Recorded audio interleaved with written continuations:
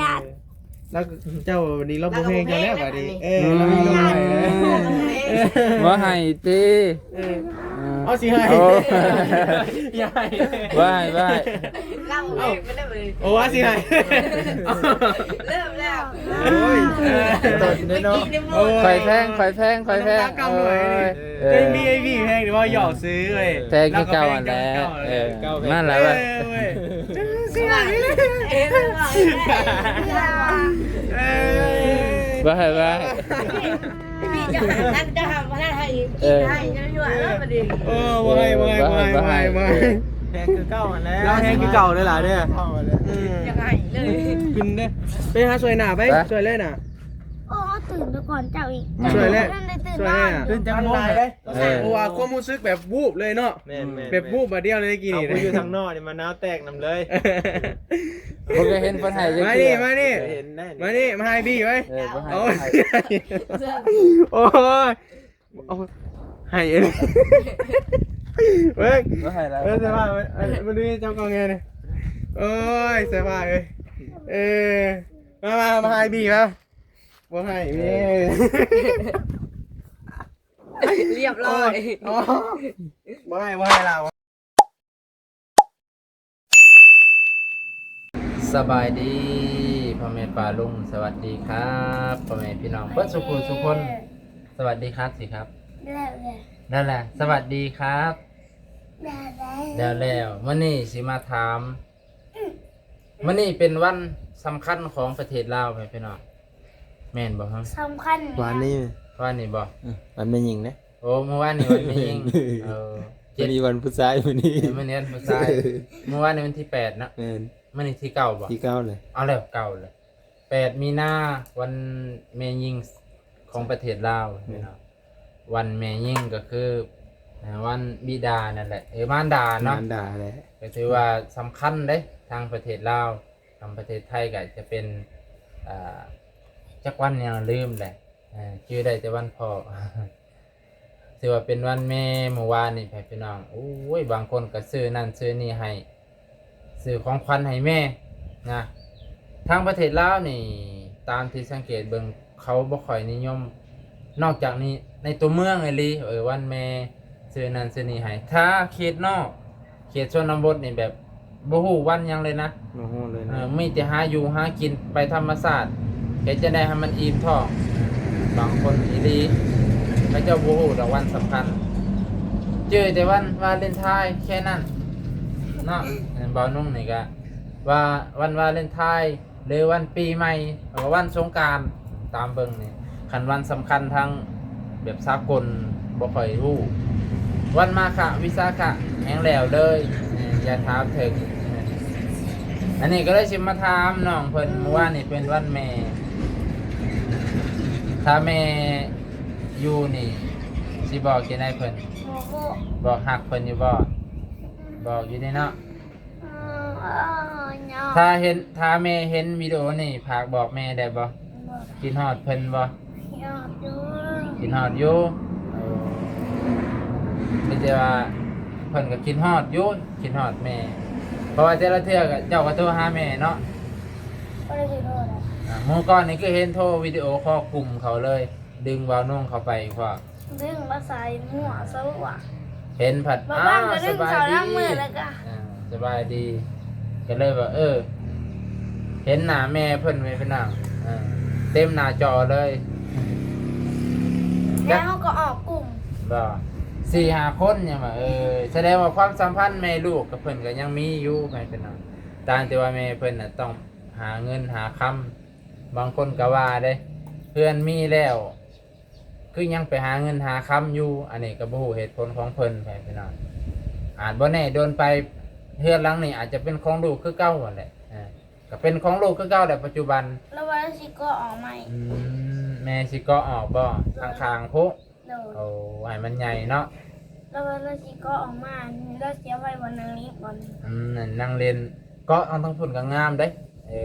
ก็เอาทั้งพุ่นเพราะว่าน้องจะมีทั้ง2 คนเนาะ โดด เผื่ออนาคตเผื่อพ่อแม่ซื้อรถมากกับจอดข้างๆเนี่ยพอดีเลย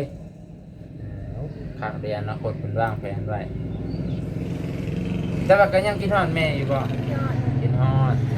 เราเป็นสามแป้งโหลดแล้ว โอ้พออยู่ไทยนะเป็นสร้างแปลงรถอุ้ยโอกาสท้องเจ้านี่ถ้าเจ้าตั้งใจอยากเฮียนฮู้อีหลีดอเจ้าไปเฮ็ดเวียกน้ำพอโลดโดยที่บ่ต้องไปเฮียนโดยที่บ่ต้องไปเฮียนไปจ้างเฮียนอยู่หม่องใดไปเฮียนน้ำพอโลดโอเคอายุประมาณ18 ปีเขาเฮ็ดพาสปอร์ตเนี่ยพี่น้องคำข่อยเว้าโลดถ้าเจ้าตั้งใจอยากเป็นสร้างเจ้าไปเฮียนน้ำพอจะโลดคันเฮาไปเฮียนหม่องอื่น สปอร์ตบ้านสปอร์ตมาดูแล้วเล่มาเราพูด โอ้มาแล้วจากเพิ่นถือหยังมาบาวบีเพิ่นมาแล้วพะนะเด้อตั้งใจเด้ออายุประมาณ15น่าจะประมาณนี้แห ย่ ละ อมเขาอยากไปเราไทย เอ้า ขอแท้ย่อมอะไร อนาคตได้เจ้าสิอยู่แบบนี้ตลอดบ่ได้ล่ะ เป็นยัง เอ้าเจ้าสิได้ถ้าบ่มีผู้ใดมาซอยเด้ แม่โอชิมาได้ แม่สิมากะบัดโดนไปเด้เออ อยู่ไทยเพิ่นหลายอย่างเลยเนาะ ได้หลายอย่างเด้ ความรู้ เรียนหนังสือกับฟรีเรียนกับฟรีการอยู่การกินก็สะดวกสบาย บางโดนภัยอนาคตบางเถื่อบ่มีผู้ใดมาหาเจ้าก็ต้องพึ่งตัวเองว่าเต็มเลยเครื่องแล้วบาวีเพิ่นมานะเด้อตั้งใจแบบอายุคิดในใจว่าอายุหลายๆใหญ่ขึ้นมานั่นต้องไปทำงานแบบนี้ได้โดนไปบ่มีผู้ใดมาหาเฮาก็ต้องพึ่งตัวเองแม่นบ่บ่มีเบาๆเพิ่นก็อาจสิบ่ได้มาตลอดได้บ่มีผู้ใดมาตลอดโดนไปเพิ่นอาจจะค่อยๆเพิ่นก็สิไปซอยผู้อื่นนำนะต้องเข้าใจนำเด้อมันบ่มีผู้ใดสิซอยเฮาได้ตลอดก็เลยว่าเอาใหญ่มาให้ตั้งใจว่าคันใหญ่มาแล้วต้องไปทำงานพอเป็นสร้างเนี่ยโอ้ยหายากผู้ใดสิมีพอเป็นสร้างลูกอยากเขียนเป็นสร้างโอ้ยเจ้าแปลงรถนี่ซ้ำสิได้เงินนะไปเรียนอยู่ไทยแฮงคักสร้างจบมาที่ไทยนี่เขาว่ายกนิ้วให้เลยได้คันข่อยเนี่ยโอ้ยดีใจแล้วเนาะว่าบาง โอ้ย มีพอ อยู่ไทยแฮงจังได้เป็นบัตรประจำตัวไทยไปเลย แห้งฝ้าวอยากใหญ่ไว้เพื่อสิไปไทยอันเจ้าไปไทยนี่คอยบอกเลยว่าเจ้านี่สลาดพร้อมแล้วก็เก่งพร้อมเพราะว่าอยู่ไทยน่ะมันมีโอกาสสูงอยู่ลาวก็มีแต่ว่าเฮาฐานะเฮามันอยู่เขตนอกเนาะคันอยู่ในเมืองน่ะมันต้องคนรวยแม่นบ่คันอยู่ในเมืองน่ะจะต้องมีเงินมีค้ำพ่อแม่ก็ต้องมีเงินแต่ว่าเฮาอาศัยว่าอยู่เขตนอกของประเทศไทยมันก็ยังมีโอกาสที่จะเรียนรู้และพัฒนาหลายขึ้นแม่นบางทีเฮาเฮียนไปนำเฮาเฮ็ดเวียกไปนำก็ได้ เงินไปนำเฮ็ดเวียกไปนำค่าแรงมันก็หลาย หลาย กว่าอยู่เฮาแม่น2 เท่ามั้ยจ๊ะเดี๋ยวเสื้อรถบัดใหญ่ขึ้นมาน่ะเราไปจริงสิไปปะแหละ ก็บ่เป็นหยังจะสิไปก็ได้ไปไทยไปยังก็ได้ตัวอ้ายเพิ่นเอายังมาให้พี่น้องไปเบิ่งนำกันโอ้ติดตัวซอยเพิ่นซอยเพิ่น ไอ้พี่ใช่ป่ะไอ้พี่จะบอกมาตะเก้าโมง สบายดี พากันกินข้าวกินน้ำแล้วบ่ ไอ้พี่ แล้ว ตะเก้าโมงทั่วกันแล้วนี่ ก่อนได้อันนี้ก็ไอ้แม่บุญทวีเด้ โดยสบายดี เอาแต่งตัวกินข้าวแล้วกันก็ได้จึงมาได้เด้อ โอ้ยได้แล้วสั่น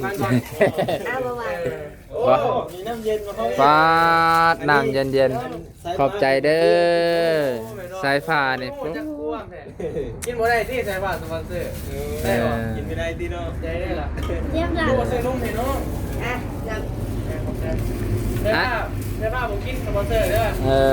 มันแห้งโคตร มันแห้ง กินนุ่มเมา ก็มีน้อง ผมมีนุ่มเลยใช่ไหมจริงไงพุทธวิเศษก็ได้กบหนาได้มือนี้เลย จะได้อำลากันแน่แล้วเนาะ จะบอกนี่หน่อยนะ เพราะว่าฮักกันแล้วเด้ฮักกันแล้วแล้วก็ กินข้าวก่อนกินข้าวก่อน นั่นนี่เลย เขาตั้งใจซื้อมาบักเดลายเลย ว่าแล้วก็ได้อะไร เขาสามัคคีกัน ลายนี่นี่เนาะ เต็มเลย คุณน่ะใครเรียกใส่ผ้า ใส่ผ้าได้ เอาเงินไปใส่ นั่นนี่ เจ้าเงินไปใส่เฮ้ย คนมีบางใหม่เมื่อวานแช่หนึ่ง โอ้ เงินน้ำมันไหวหาสิ เดี๋ยวเงินจะพงไปหาซิปมันเขาอ่านอยู่ว่าน้ำได้หรอ มึงขอบใจกันไอ้บ่เนาะ เข้าใจนั่นที่มาหอดนะ ได้ขอบใจเลยแม่ดิ เอ้าคือบ่ถื เขา อ ได้อยู่ล่ะ คือบ่ถือ แม่นว่าลูก มีสองลูกอยู่ด้วยกันนะ เป็นสีได้ครับมื้อนี้เลยเนาะ โดย ป้าไปเรื่องเรียกงานเอาก่อน ป้าเอามาเลยค่ะ ฮะ จะโต๊ะให้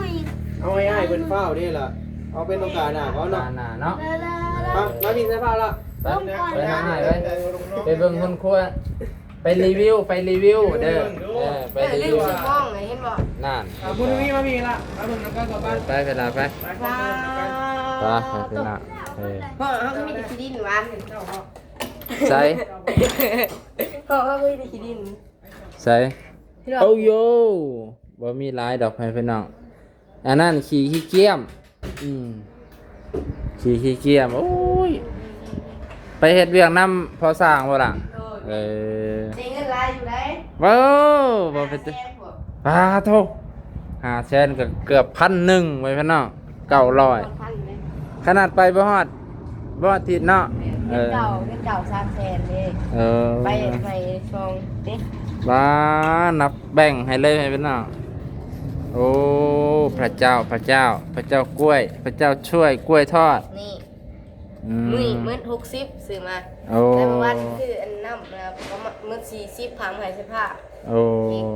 ฝากมาให้น้องพร้อม เลย โอ้ยนะคือใจดีใจอันนี้นี่แหละพี่น้องอายเพิ่นนี่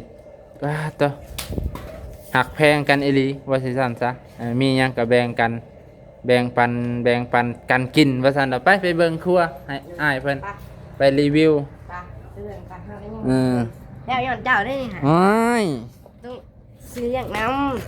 บ่เป็นหยังแล้วสำนี้พอละเก็บเงินไว้ซื้อแนวสำคัญหลายโอ้ดีใจหลายเนาะ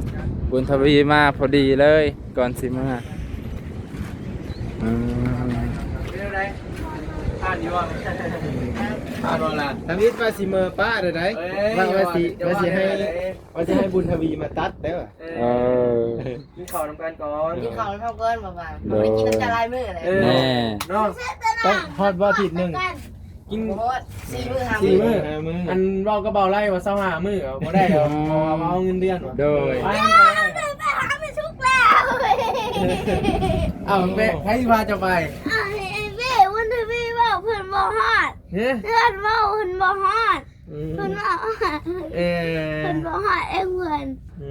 สั่งแล้วบอกเราบ่ให้ไปได้แล้วบ่ ไป เราสิไปเวี่ยวนี่ล่ะเราสิไปชวนน้องอูน้องอีแล้ว มี ชุ ชุ ก ก ได้ เด็ก สิไปแล้วสิไปเอาน้อง นั่ง เราสิมีลูกใหม่เลย ยาลาปริญญา แล้วเจ้าวันนี้เราบ่เพลงกันแล้วบัดนี้เรามีลูกใหม่เลย ว่าให้ติ เอาสิให้ โอ้ ใหญ่ ว่าให้ เล่าเลยไม่ได้เลย โอ้ว่าสิให้ เริ่มแล้ว โอ้ย ตัดได้เนาะ ไข่แพง กำหน่อย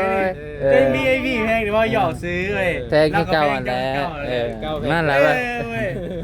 สิว่าเอ๊ะ ว่าให้ พี่จะนั่นจะทำมาได้ให้ให้จะยั่วแล้วประเด็น โอ้บ่ให้แ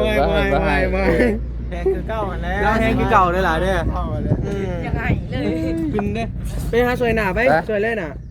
โอ้ตื่นไปก่อนเจ้าอีก ช่วยเลย นั่นได้ตื่น ช่วย บ้า เลย น น่ะ ตื่นจังมงฮะบ่วิ่งจังซี่ ตื่นจังมงวะทำบ่ได้บ่ สิให้ได้กิน เอาบอกอีพ่ออยู่ไว้พ่ออยู่อ่ะก็จะยังยืนให้ เนาะ พี่จะเห็นแล้วก็ให้ น้ำตากำหน่อย บูดได้ เราแห้งเจ้าคือเก่าแล้วไอ้บีบอยหยอก เก่าแล้ว บูดแล้วเมื่อกี้ก็เลยเริ่มเลย ใส่ว่าก็ตกใจยังไง บูดทันที เนาะ หน้าบูดเลย คือว่าจบบริบูรณ์เนาะไปเนาะเซ็ต แล้วบ่แพงแล้วแพงแล้ววันนี้โดย เพราะเราก็แบบว่าลักษณะเป็นน้อยใจ น้อยใจ ใจ แหละ อยู่เพิ่น เพิ่นก็คือสิอันนั้นกับ แม่ซุก ผูก เนาะ พันแม่ผูกพัน ได้ แม่เป็นแล้ว ขอหน่อยบุก โคตรเลยคือว่าผูกพันลายเลยเพราะว่าความรู้สึกแบบวูบเลยเนาะ แม่นๆ แบบวูบมาเดียวเลยกี่ เอา นี่ ไปอยู่ทางนอกนี่มะนาวแตกนำเลย บ่เคยเห็นเพิ่นให้จัง มา ซี่ นี่มานี่ เห็นได้ มานี่มาให้บี้ไว้ เออบ่ให้ โอ้ย ให้ โอ้ยเอาให้เองเว้ย บ่ให้แล้ว เสื้อผ้ามันดูเจ้ากองไงเนี่ยโอ้ยเสื้อผ้าเลยมาให้บี้มาบ่ให้บี้ เรียบร้อย บ่ให้เรา คลิปนี้ผู้สร้างก็ได้เบิ่งผู้สร้างก็ได้เบิ่งขึ้นสิบ่ม่วน เบิ่งมาเล่าให้บี้พาไปมานั่งนี่ก่อนนั่งนี่ก่อนมา นั่งว่าก่อนมา ให้พี่พาไป โอ้ ไอ้พี่ต้องปลอบใจเด้อเดี๋ยวนี้เด้อ ว่า เนาะสภาเนาะ บ่ให้ เบิ้งฟังไงเปล่าใครโทรมาใครโทรมาโบเป็นยังดอกไอ้บี้ว่าหยอกซื้อ เพิ่นรอหยอกซื่อๆล่ะเว้ย รับใช่ฮัลโหล แล้วบ่แพงเลยว่าหยอกซื้อ บ่เราได้ลูกใหม่เราบ่ได้แพงเด้อลูก เฮ้ น้ ย อย เจ้าอย่าว่านะจะหน่อยให้ ลูกน้อยเรามีเด้อบัดนี้ เอาเพิ่นอันนั้นบ่เพิ่นถือผ้าบ่ บอละสิเอาลูกคนอื่นมาเลี้ยง โอ้ เป็นลูกเนี่ยเรา ป้าแบบตึ้ง เรา เลย เรา หรอ มีลูกเรา ให้ มี ได้ ลูกใหม่ กี่เลย เรา วะ บ่ได้แพงนะ ไอ้บี้คือแพงนะ สุกเราบ่ ให้ แพง เด้อล่ะเด้อ ลูกเลย ไอ้ว่าหยอกซื้อเรากับแพงเจ้าคือเก่าแหละโอ้ยไปสิไปหายลูกผู้ชายเนาะ นี่มันหนูนี่ มันตำใจเนาะแบบเป็นที่ค่ายว่าแบบ สัมผัส แบบย่านเมซุกครับแบ่งของมากไทยลูก ลูกใหม่ได้กว่า บัดเดียวเลยเนาะ อยู่นำกันนอนนำกันเด้ก็ถือว่าโดนเติบได้ ไอ้เฮาแล้วมันเราเลยวิดได้บึ้มเลยเข้ามา บ่ให้ไปหาแก้ว ไป ก่อน อ่ะ เออ